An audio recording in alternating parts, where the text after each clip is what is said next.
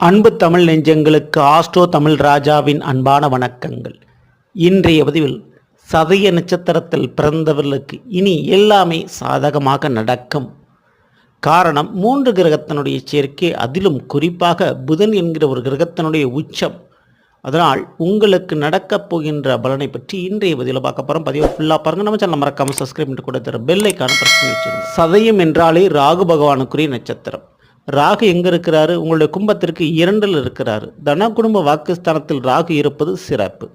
இன்னொரு பக்கம் 8ஆம் வீடான கன்னியில் கேது அமர்ந்து கொண்டிருக்கிறார்.